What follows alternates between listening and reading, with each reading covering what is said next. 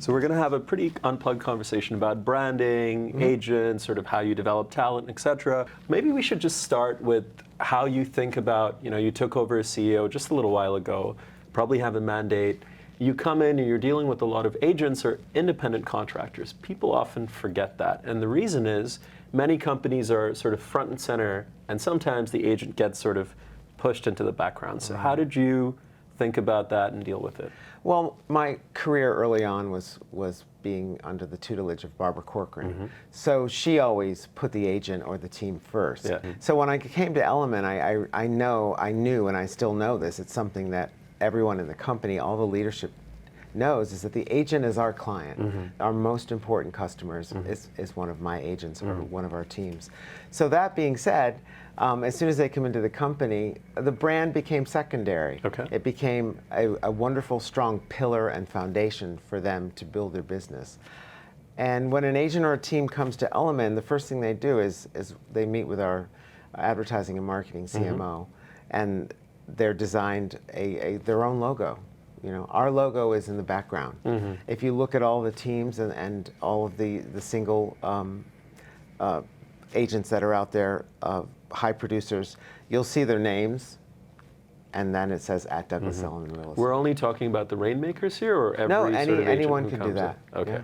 Okay. And then how does the budgeting work for marketing? Because one of the things that we're hearing from some of the new companies is that, hey, these companies put themselves ahead of the agent, and the agents are taking all the risk. This is what I think you had touched upon. That got my ear. So just for context for our viewers, Side CEO Guy Gallant said agents take all the risk, put all the skin in the game, and then walk away with, give away 30% of commissions. How does that make sense? So what's your response to that? I think you need to do the math. The 30% at the end of the day, it's not the company that's making the 30%. You've got enormous expenses. So when I heard that you had said, that Guy had said that the agents take all the risk, the company takes the risk, the brand takes the risk. We keep the lights on. We have the beautiful offices. We have the best in class in marketing, public relations, technology. That's all coming out of the 30% that we get. It's not something as if we're just putting that 30% away, we're spending it. So at the end of the day, our net is much, much lower, and we're taking all the risk. The agent split is their split, free of anything else. But those splits are getting challenged now, right? I'd imagine that things are changing where, someone, maybe Ryan Serhant is too extreme an example, but someone can say, look, I'm telegenic, I'm the one making a connection. With a cell phone and a light, I can have my own brand. Why do I need the marketing budget? It goes down to, you can't be everywhere at once. So if you want a large career, you need a company that's spread across like for instance, Douglas Elliman, we have 9 luxury markets, 111 offices across the country. You can't do that all in one week. You can't be everywhere at all the time. The brand itself will elevate your presence there with the other great agents within the company. What does the brand mean today? Let's sweep history aside for a minute. What does the brand mean today? The brand means, I think, best in class. It's about the great branding we have, the great design, the great events our company has. We have over 17 agents and teams on television right now. No one can top that. So we have great talent within, and we also are continually growing. We know where we need to put our money. And the luxury expansion we're doing across the country is something that a lot of firms aren't. Some people have thrown some spaghetti on the wall, and now they're realizing that they need to. Well, we're in a much more challenging market, so some of those bets will be, pulled back on for sure. And maybe you guys might go through something like that in the future. We have seen layoffs across the industry starting to trickle in, but when we have a brand that's Douglas Elliman, but we have wildly different agents with wildly different selling styles and the way they present themselves. How do you reconcile, let's say, someone with the energy like a Frederick Eklund type, versus someone who's like a door-to-door, hardcore salesperson, no-nonsense type? Like, how do you put all those elements into the Elliman brand? I think you have to start with the fact that they are independent contractors, so they have their own personality. And then you get the flavor of who they are and what they wear, what they're showing out on the street. And then you help design them and make them look hopefully better than what they ever expected. And then they're out there and they're so unique. We always say that you have plenty to choose from in our company. I'm interested in this sort of model that Elliman seems to have pioneered, which is this mega team, almost a firm within a firm. Let's talk about that. I mean, Eklund Gomez is the one that comes to mind, but there are others in the company as well. Right. Well, we can thank Tom Ferry for all of the teams. You know, I remember when I was at Corcoran initially, we were fighting the teams because it just didn't make sense for us financially. But you have to embrace them now because they're a business within your business. Yeah. So how is it structured? Like what sort of, you know, without giving away specifics, what is the structure financially for a company with a mega team like that?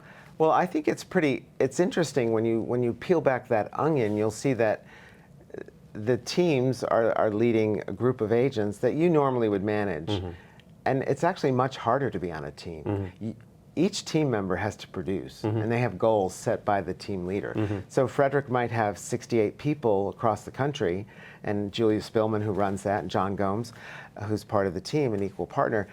You have those people to answer to. It's much harder. So if they produce, it's, you know, we're winning at the end. Do you have any oversight over how that team runs and operates? They all use everything that we provide in terms of a policy manual and training. We have extensive training in the company. Everything's digital now and online, and you don't have to go into the office to do that. But yeah, we provide all the services to them because we're holding their license at the end of the day. Yeah. And so what does it look like in terms of a marketing budget for teams like this? With mega teams, how do you allocate money to them? Our marketing is there budgets like a are very draw simple. that they have? Or? Yeah, so and the percentage is based on your annual gross commission income. So what you pull in, then you guys will We have a multiple something. we use, and then we put it right into your spending account. Okay.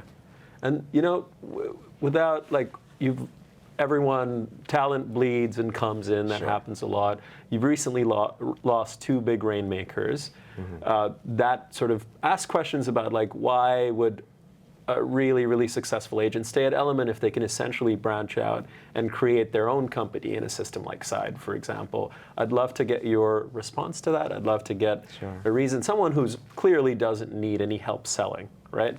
How do you pitch to them? How do you keep them? How do you lure them in? Whenever someone walks out the door, it's a personal hit to you, no matter who it is.